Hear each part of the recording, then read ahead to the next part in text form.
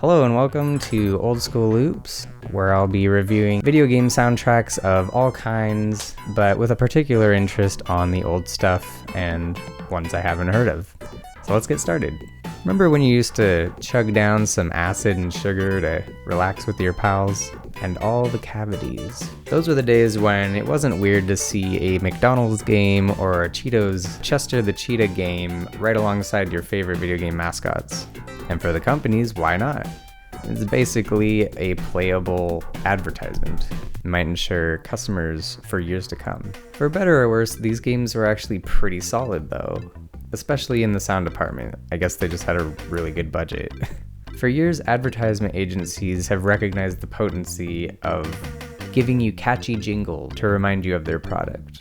And with a game, you have a whole collection of catchy jingles to get your tongue tingling for whatever food they're advertising. So in comes Cool Spot, the mascot for the 7-Up soda drink, soda pop, soda cola drink, soda coke. In some countries, the mascot was Fido Dido. Looks kind of like a Doug character. But Cool Spot was basically just a red circle with cool sunglasses and kind of a squeaky, charming voice. I gotta say, for the plot of these games, it's about as simple as you get. Basically, you are Cool Spot going around different locations, rescuing other Cool Spots who have been captured, who are put into cages by someone, and so it's your job to rescue them. As for gameplay, I think this trailer says it all, so watch this.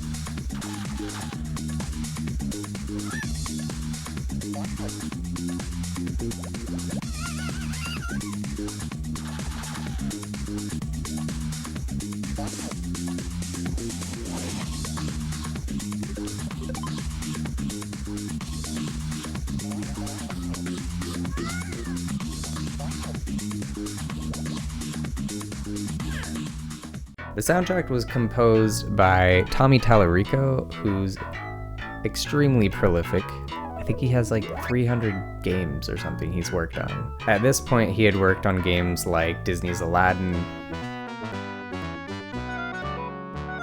and The Terminator.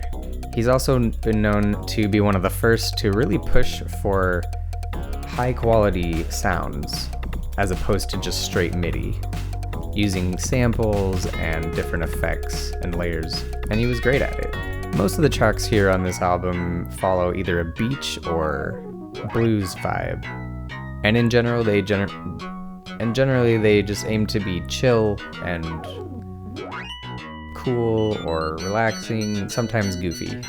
The first track is the Wipeout tune. It plays on the title screen with you surfing on a 7-Up bottle. It's pretty much an exact clone of the famous song Wipeout by Surfaris. I'm not sure how you pronounce that. And it's just very enjoyable, very quick, fun energy right off the bat. And it's known for its infamous drum solo. I say this is a really solid track. It's a great opener for the game, and even though I'm not sure if surfers actually listen to surfing music, it definitely still has the weight of the beach vibe culturally. Then you have beach music, which has kind of this reggae kind of tune. And I keep hearing all these whistles in tropical music. In my last video for Mario Party, they were there as well, and I haven't been able to find any actual examples of real-world music, tropical music, that uses whistles, so if anyone can help me out there, I would love some information on that. Really enjoyable samples of the drums and really clean kind of organ type keys going on. Next you have Jazzy Tune, which I like quite a bit. Although I would say that the sound is more closely related to blues than jazz. And then you have Wall Tune, which I don't know why it's called that, but I really like this one. It's just jamming.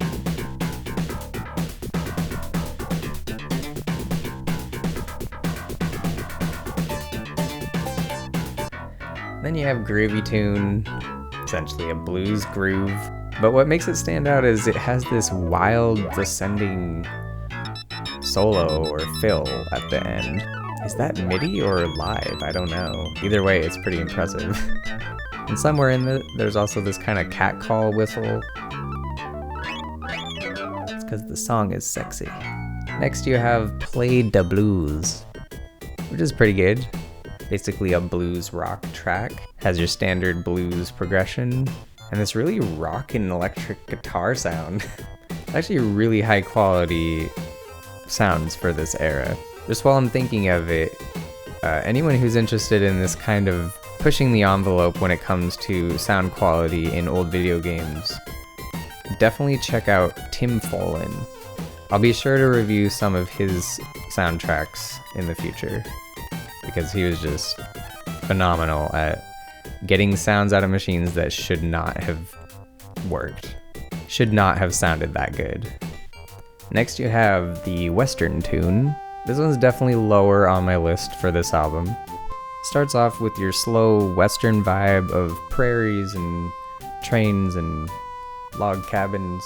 But then right in the middle they have this section that's really sped up and crazy, maybe like a carnival or a rodeo or something. It's really bouncy and frantic. It's kind of fun, but it's definitely not something I would normally listen to. Then you have the Parade Tune, which I think is one of my favorites on here. It plays every time you save one of the cool spots. It just sounds like this marching band. It's very in your face. It's definitely very hyper. Then you have Rave Dance Tune as the final track. There's nothing particularly I dislike about this song, but somehow it feels weaker to me. I like the tones that he used, but I'm not digging the chord progressions and melodies as much on this one. Overall, I feel like this soundtrack is something everyone should listen to if they're into the Sega Genesis era of music. It sounds great for 1993. It's fun, inviting, it's warm, and I think it carries a lot of the weight of the game, honestly. I would say this is definitely one of the better Sega Genesis soundtracks out there. For me, this album gets a solid B+. I really like this album. I think that you can tell he put a lot of work into it. My favorite songs would have to be Wall Tune and Parade Tune. And my least favorites are probably the Western Tune and the Rave Dance. But what did you think of this album? What was your favorite track? Before I go, I want to do something a little bit differently. I'm going to have a little clip of a song to see if you can guess what game it's from. And most likely it will be, and I think it's something I would like to do from here on. And it will most likely be a song from the next review that I'll be doing. And I may even give a little bit of a reward to anyone who guesses it immediately, anyone who guesses it right on. So here's the clip.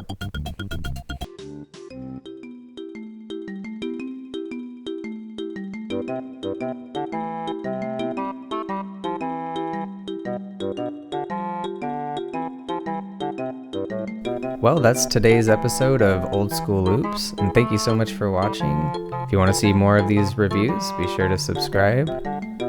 And I'd love to hear any of your thoughts or questions or requests down below. Peace out.